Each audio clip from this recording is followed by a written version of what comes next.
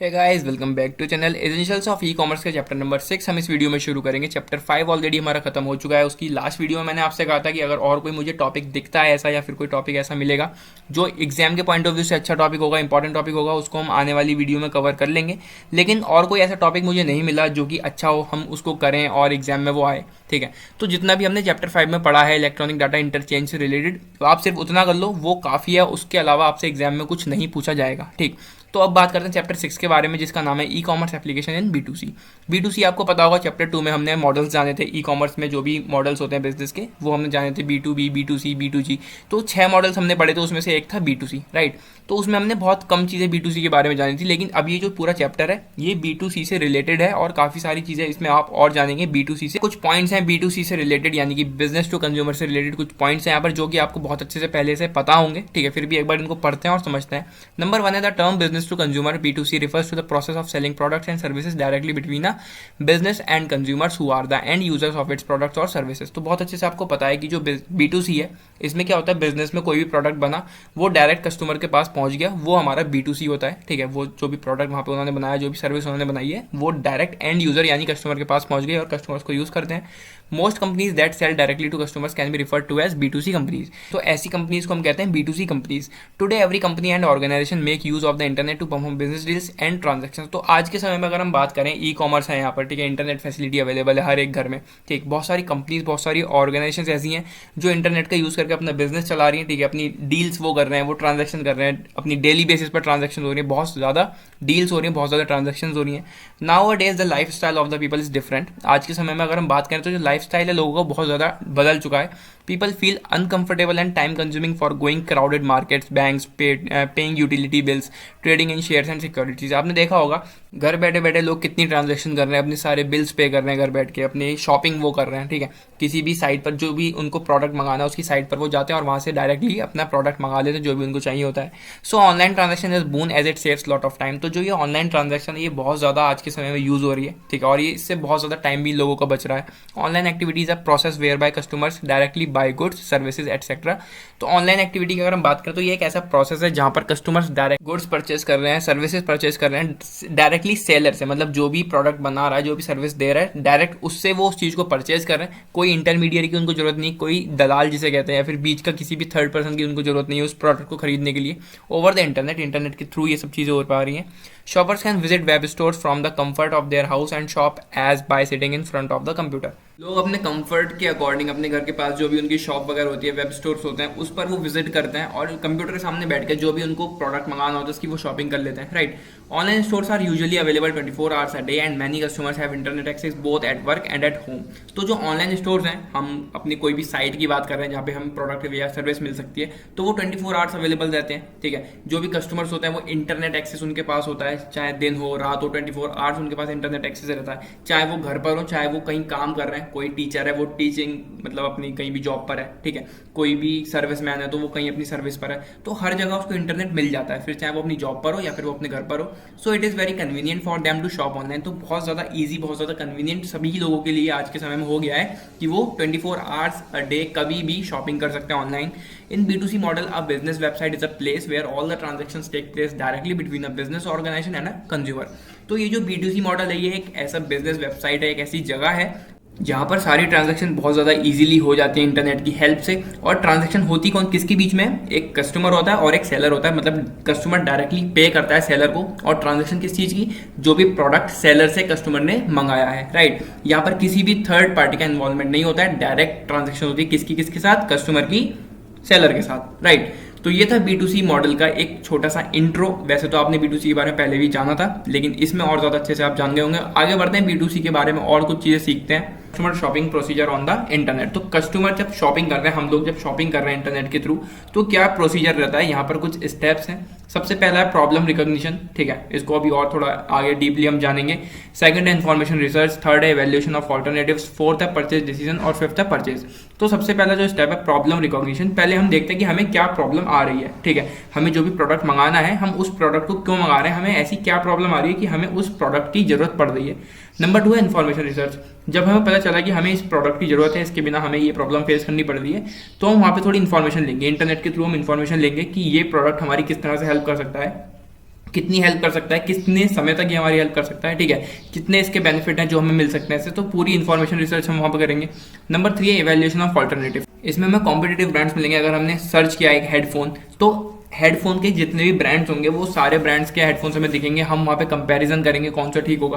किसी में फीचर्स बहुत ज़्यादा अच्छे होंगे, किसी में कम होंगे, किसी की कॉस्ट बहुत ज़्यादा होगी, किसी की कम होगी, तो वहाँ पे वैल्यूएट करेंगे उन जो भी हमारे पास ऑल्टरनेटिव्स हैं। उसके बाद है नंबर 4 परचेज डिसीजन। अब हम सोचेंगे कि हमें कौन सा परचेज करना चाहिए। हमने फीचर्स देख लिए, हमने वहाँ पे कंपेरिजन कर लिया, हमने प्राइसेस देख लिए किसके ज़्यादा है, कितना कम है, किसके कम है और हमारा बजट कितना है। वो सब चीज़ें देखने के बाद हमने परचेज डिसीजन किया। नंबर 5 जो लास्ट स्टेप आता है उसमें हम परचेज कर लेते हैं। इसको एग्जाम्पल की तरह समझते हैं।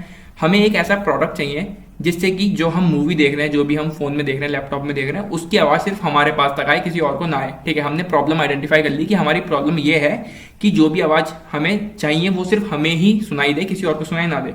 तो ऑप्शंस हमारे पास क्या है, हम ईयरफोन ले लें, हम नेक बैंड ले लें, हम हेडफोन ले लें, ईयरपॉड्स ले लें, ठीक है। मान के चलो हमने हेडफोन सोचा कि हमें हेडफोन लेना है, हमने प्रॉब्लम आइडेंटिफाई कर ली, नंबर 1 स्टेप हो गया।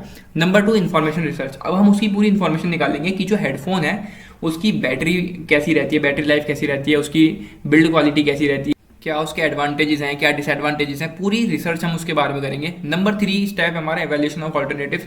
हमने सोच लिया कि हमें अपना हेडफोन मंगाना है, हमने अपनी साइट पर जाके सर्च किया, हमने फ्लिपकार्ट पर जाके सर्च कर दिया, हमने अमेजोन पर जाके सर्च कर दिया हेडफोन, तो वहाँ पे बहुत सारे ब्रांड्स के हेडफोन्स निकल के आएंगे, सस्ते भी होंगे, महंगे भी होंगे, किसी में बहुत ज़्यादा फीचर्स अच्छे होंगे, किसी में खराब भी होंगे। तो वहाँ पे हमारे ऑल्टरनेटिव्स निकल कर आ गए, ठीक है। अब हमने वहाँ पे कंपैरिजन किया, ठीक है, कि कौन सा हेडफोन हमें लेना चाहिए, फीचर्स क्या क्या है, हमारी कॉस्ट जो हमारा बजट है उतने में हमें मिल रहा है या फिर नहीं मिल रहा। हमने डिसीजन बनाया कि हमें ये पर्टिकुलर ब्रांड का हेडफोन चाहिए, ठीक है। और नंबर 5 जो हमारा स्टेप आएगा उसमें हम परचेज कर लेंगे, जैसा कि मैंने आपको पहले बताया, राइट। तो ये हमने एग्जाम्पल के तौर पर एक समझ लिया। अब इसको थोड़ा और पढ़ते हैं।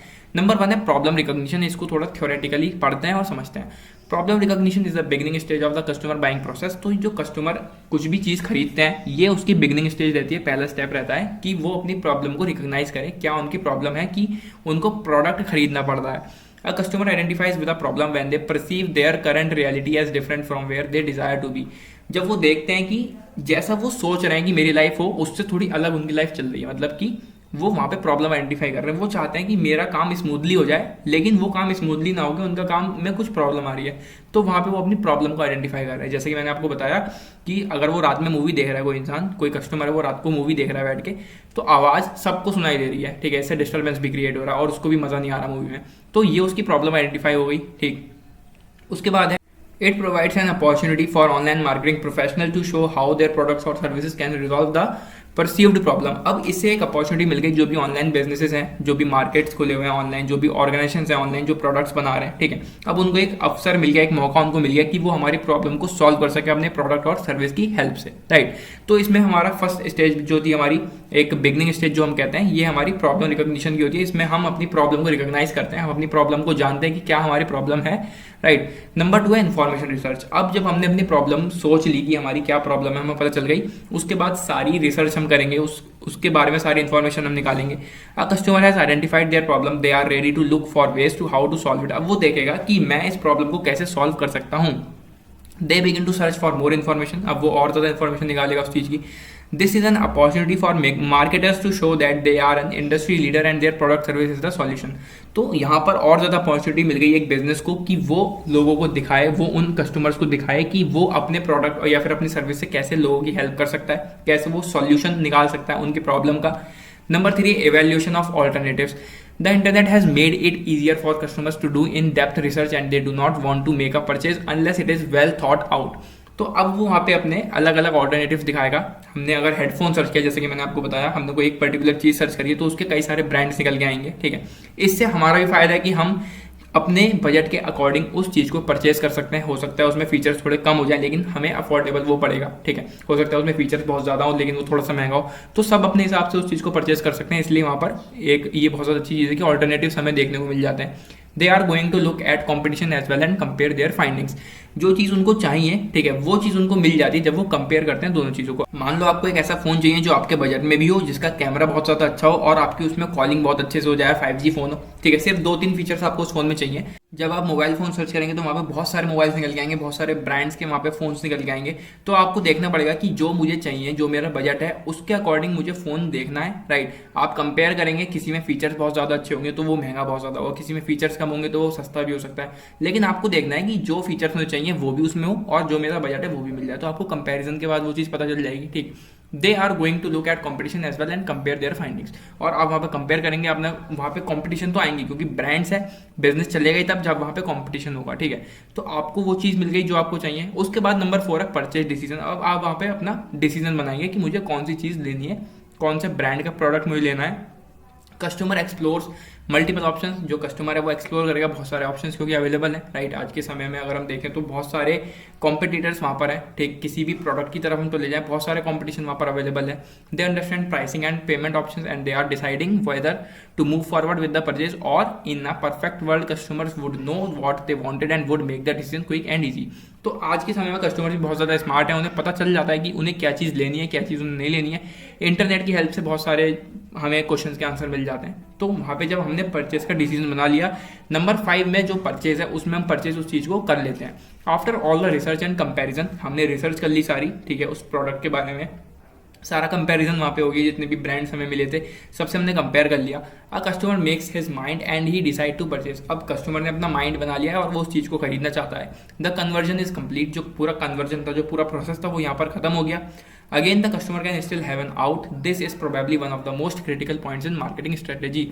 तो ये एक क्रिटिकल पॉइंट रहता है मार्केटिंग स्ट्रेटेजी में, क्योंकि बहुत सारे ब्रांड्स अवेलेबल हैं और कस्टमर का कब क्या चीज़ लेने का मन हो जाए वो चीज़ भी हम कुछ कह नहीं सकते, ठीक है। तो बिजनेस को काफ़ी ज़्यादा ध्यान रखना पड़ता है चीज़ों का, जो कस्टमर को चाहिए वो चीज़ उनको प्रोवाइड करनी पड़ती है। अब कस्टमर की एक प्रॉब्लम सॉल्व हो गई, ये चीज़, ये पूरा प्रोसेस आगे भी फिर से रिपीट होगा। जब उसको किसी और चीज़ में प्रॉब्लम आएगी, कोई और प्रोडक्ट की उसकी जरूरत होगी, तो सेम ये सारी चीज़ें रिपीट होंगी। तो ठीक है, कस्टमर जब शॉपिंग कर रहा होता है तो ये कुछ प्रोसीजर होता है इंटरनेट पर, सारी चीज़ें वो रिसर्च करता है, इंटरनेट से वो सारी चीज़ें मंगाता है और इंटरनेट पर ही वो पूरा प्रोसेस शुरू होता है और वहीं पर वो खत्म होता है जब उसको प्रोडक्ट वो मिल जाता है, राइट। आगे बढ़ते हैं। ट्रेडिशनल डिस्ट्रीब्यूटर सिस्टम अगर हम देखें, ई कॉमर्स जब नहीं था तब प्रोडक्ट कैसे डिस्ट्रीब्यूट होता था वो हम देखते हैं। पहले मैन्युफैक्चरर के पास होता था, जब जो इंसान प्रोडक्ट बना रहा है वो मैन्युफैक्चर, फिर होलसेलर, डिस्ट्रीब्यूटर, रिटेलर से होता हुआ कस्टमर के पास वो प्रोडक्ट जाता था, जिससे कि उसके प्राइस काफी ज्यादा बढ़ जाते थे, ठीक है। इन सबके पास होते होते होते होते वो कस्टमर के पास पहुंचता था। अब क्या हो गया, डायरेक्ट मार्केटिंग सिस्टम हो गया। जब से ई कॉमर्स आया, जब से इंटरनेट इतना ज्यादा एक्सेस हो गया सबके पास, तो अब सीधा मैन्युफैक्चरर से कस्टमर के पास वो प्रोडक्ट पहुंच जाता है और कई बार आपको ऑफर्स मिल जाते हैं उस प्रोडक्ट पे, ठीक है, आपको थोड़ा कम रेट में वो मिल जाता है। तो ये सब चीज़ें भी हुई हैं, समय के साथ साथ बहुत सारे चेंजेस आए हैं, ठीक है। बात करते हैं प्रोडक्ट्स इन B2C मॉडल। अब ये जो B2C मॉडल है, बिजनेस टू कंज्यूमर, इसमें जो प्रोडक्ट बिजनेस से कस्टमर तक पहुंच रहा है वो किस किस तरीके से पहुंच सकता है, किस किस तरह से पहुंच रहा है, वो हम यहाँ पर जानेंगे।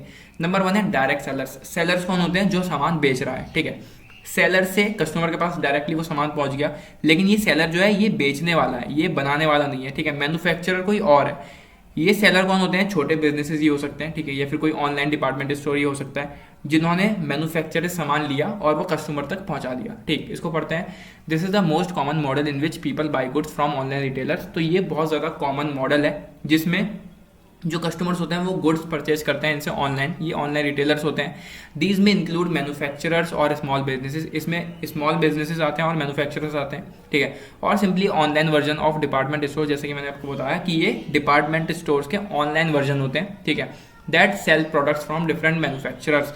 जो मैन्युफैक्चरर है वो तो कोई और है, जो सामान को बना रहा है वो कोई और है, लेकिन ये सेलर्स होते हैं जो उनका सामान को लेते हैं और कस्टमर्स तक पहुंचा देते हैं थ्रू ऑनलाइन या फिर कहें तो ऑफलाइन मोड में, ठीक। किसी भी तरह से जो ये पहुंचाना चाहें, अलग अलग तरीके से सबकी बिजनेस रहते हैं, ठीक। नंबर 2 है ऑनलाइन इंटरमीडियरीज, ठीक है। These are the license or go between who don't actually own product or service that put buyers and sellers together। अब ये इंटरमीडियरीज क्या होते हैं, ये होते हैं बिल्कुल बीच की लिंक जो कस्टमर को मैन्युफैक्चरर से जोड़ दे, ठीक है। ये एक ऐसी लिंक होती है, फ्लिपकार्ट हो गया, अमेजोन हो गया, और भी साइट है, ट्रिवागो, एटसी, तो ये सब इस कैटेगरी में आते हैं। तो ये ऑनलाइन इंटरमीडियरीज होते हैं, इनका खुद का ये प्रोडक्ट नहीं होता। मान लो हमने कोई बोट का प्रोडक्ट मंगाया, तो वो कौन मैन्युफैक्चर कर रहा है, जो बोट कंपनी है वो मैन्युफैक्चर कर रही है, लेकिन फ्लिपकार्ट से हमने मंगाया, अमेजोन से मंगाया, तो ये सेलर्स हैं, इंटरमीडियरीज हैं ये, जिनके थ्रू हमें वो प्रोडक्ट मिल रहा है और वो हमें उस मैन्युफैक्चरर से लिंक कर रहे हैं, मैन्युफैक्चरर को कस्टमर से लिंक कर रहे हैं। तो ये हमारे कुछ ऑनलाइन इंटरमीडियरीज होते हैं। नंबर 3 है एडवर्टाइजिंग बेस्ड B2C। एडवर्टाइजिंग पर भी बेस्ड होता है बिजनेस टू कंज्यूमर मॉडल। हम एडवर्टाइजमेंट देखते हैं किसी चीज़ का और तब जाके उस चीज़ को, उस प्रोडक्ट को या फिर उस सर्विस को लेते हैं, पढ़ते हैं इसको। This model uses free content to get visitors to a website, those visitors in turn come across digital और ऑनलाइन एड्स। तो बहुत सारे एड्स इन सारे प्रोडक्ट के, इन सारे ब्रांड्स के चलते हैं। हम इंस्टाग्राम चला रहे हैं, फेसबुक चला रहे हैं या फिर फोन में कोई और एप्लीकेशन चला रहे हैं, वहां पर हमें एड्स देखने को मिलते हैं। यूट्यूब पर हमें एड्स देखने को मिलते हैं। हम उस चीज़ पर क्लिक करते हैं, उस एड पर क्लिक करते हैं, कोई बैनर आता है उस पर हम क्लिक करते हैं, तो हम उस प्रोडक्ट की, उस पर्टिकुलर ब्रांड के वेबसाइट जो भी होती है उस पर जाते हैं और वहां से उस प्रोडक्ट को हम देखने लगते हैं। अगर हमें पसंद आता है तो हम उस चीज़ को खरीद भी लेते हैं। तो वो हमारी एडवर्टाइजिंग बेस्ड B2C हो गई, ठीक है। एड्स के थ्रू सारे विजिटर्स, सारे कस्टमर्स उस वेबसाइट पर आते हैं। फिर वेबसाइट पर आके वो और चीज़ें देखते हैं कि क्या ये भी जो ब्रांड है ये क्या हमें चीज़ प्रोवाइड कर रहा है, क्या सर्विस हमें दे रहा है, क्या प्रोडक्ट हमें दे रहा है, क्या उसके फीचर्स हैं। वो सारी चीज़ें देखने के बाद हो सकता है वो कोई प्रोडक्ट अपना मंगा भी ले, ठीक है। जब वो मंगा लेते हैं तो वो चीज़ हमारी हो गई एडवर्टाइजिंग बेस्ड B2C। तो कस्टमर उस वेबसाइट तक कैसे पहुंचा? एडवर्टाइजमेंट देख के, राइट। नंबर 4 है कम्युनिटी बेस्ड। अब ये कम्युनिटी बेस्ड क्या है? Sites like Meta, formerly Facebook, which build online communities based on shared interest, help marketers and advertisers promote their products directly to customers. अब ऐसे भी बहुत सारे ब्रांड्स हैं, बहुत सारी कंपनीज हैं जो अपने प्रोडक्ट्स को ऐसी जगह पर प्रमोट करती हैं जहाँ पर लोगों की कम्युनिटी होती है। मतलब कि बहुत सारे लोग एक ही जगह पर इकट्ठे होते हैं। सोशल मीडिया प्लेटफॉर्म्स को ले लो, ट्विटर हो गया, फेसबुक हो गया, इंस्टाग्राम हो गया, तो ये ऐसी जगह है जहाँ पर बहुत सारे लोग बहुत ज़्यादा क्वांटिटी में अवेलेबल हैं।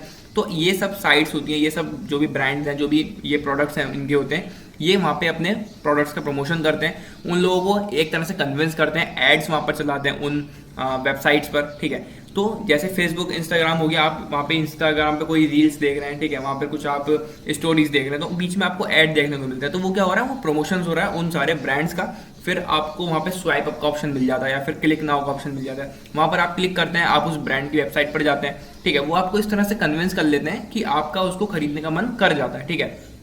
तो इस तरह से भी एक B2C मॉडल हमारा वर्क करता है। नंबर 5 है फी based. Direct to customers sites like Netflix charge a fee so customers can access their content. तो अगर आज के समय में हम नेटफ्लिक्स की बात करें तो ये अपने आप में बहुत ज़्यादा बड़ा OTT प्लेटफॉर्म है जहाँ पर हमें कई तरह की वेब सीरीज, बहुत सारी मूवीज़ और शोज़ देखने को मिल जाते हैं। तो नेटफ्लिक्स क्या करता है? ये भी एक अपने आप में बहुत बड़ा बिजनेस है। तो ये एक बिजनेस है, ठीक है। हम जो व्यूअर्स हैं हम इसके हो गए कस्टमर, क्योंकि हम इसके जो भी मेंबरशिप है वो लेंगे। तो ये हमें एक मेंबरशिप देता है, उसकी ये फीस हमसे कुछ चार्ज करता है। उस फीस को पे करके हम वो सारा कंटेंट देख सकते हैं जो प्रीमियम है, राइट। तो ये सब चीज़ तो होती है। तो वो भी एक B2C मॉडल हो गया। तो इस तरह के ये सारे B2C मॉडल्स होते हैं। आगे पढ़ते हैं इसको। द साइट में also offer free but limited content while charging for most of it. तो ये जो साइट है ये कुछ फ्री कंटेंट भी हमें देती है, लेकिन जो प्रीमियम कंटेंट होता है, आप डिज्नी प्लस हॉटस्टार ले लो, आप नेटफ्लिक्स ले लो, ठीक है, ऐसी बहुत सारे वेबसाइट्स हैं। तो ये फ्री कंटेंट भी हमें देती है, लेकिन उसके साथ साथ ये प्रीमियम चीज़ें भी हमें देती हैं जिसके लिए हमें चार्ज करना पड़ता है, जो भी इनकी मेंबरशिप होती है उसके लिए, ठीक है। तो ये कुछ B2C के मॉडल्स हैं, किस किस तरह से एक बिजनेस अपने प्रोडक्ट को कस्टमर्स तक पहुंचाता है। डायरेक्ट सेलर्स के थ्रू, ऑनलाइन इंटरमीडियरीज के थ्रू, एडवर्टाइजिंग के थ्रू, कम्युनिटी बेस्ड होता है ये, और फी बेस्ड भी ये होता है, ठीक है। तो ये कुछ प्रोडक्ट्स थे B2C मॉडल के। हमने इसमें जाना है ट्रेडिशनल डिस्ट्रीब्यूटर सिस्टम कैसा होता है। उसमें मैन्युफैक्चरर से होलसेलर के पास प्रोडक्ट जाता है, फिर डिस्ट्रीब्यूटर के पास जाता है, फिर रिटेलर के पास जाता है, तब जाके कस्टमर के पास आता है, ठीक है। और आज के समय की अगर हम बात करें तो डायरेक्ट मार्केटिंग सिस्टम है, वो कैसा हो गया कि सीधा मैन्युफैक्चरर से लेके कस्टमर तक वो प्रोडक्ट डायरेक्ट आ जाता है। ट्रेडिशनल वाला सिस्टम भी कहीं कहीं यूज होता है, अभी भी काफ़ी वैसे यूज होता है, लेकिन जो ज़्यादा लोग प्रेफर करते हैं, ठीक है, जो लोग अपना प्रोडक्ट खरीदना चाहते हैं वो डायरेक्ट मार्केटिंग सिस्टम से ही खरीदना चाहते हैं कि मैन्युफैक्चरर से सीधा कस्टमर के पास वो प्रोडक्ट आ जाए, राइट। हमने कुछ प्रोसीजर पढ़ा कि कस्टमर जो शॉपिंग करता है, हम लोग जो शॉपिंग कर रहे हैं ऑनलाइन इंटरनेट के थ्रू, वो पूरा प्रोसीजर कैसा रहता है। पहले हम अपनी प्रॉब्लम को आइडेंटिफाई करते हैं, फिर हम उसकी पूरी इन्फॉर्मेशन निकालते हैं, राइट। फिर हम वहाँ पे ऑल्टरनेटिव्स हमारे सामने आते हैं कि हमारी ये प्रॉब्लम सॉल्व करने के लिए कितने ब्रांड्स हैं, क्या क्या चीज़ें हैं, वो सारे ऑल्टरनेटिव्स हो गए, ठीक। फिर हम अपना परचेज डिसीजन बनाते हैं कि हमें ये पर्टिकुलर ब्रांड और ये वाला प्रोडक्ट हमें चाहिए, उसके बाद हम फाइनली उसको परचेज कर लेते हैं, ठीक है। और हमने B2C के बारे में जाना। तो इस वीडियो में बस इतना ही। आने वाली वीडियोस में आगे के टॉपिक्स हम कवर करेंगे। आने वाली वीडियोस के लिए चैनल को सब्सक्राइब करें। मिलते हैं अगली वीडियो में। Till then take care and bye bye.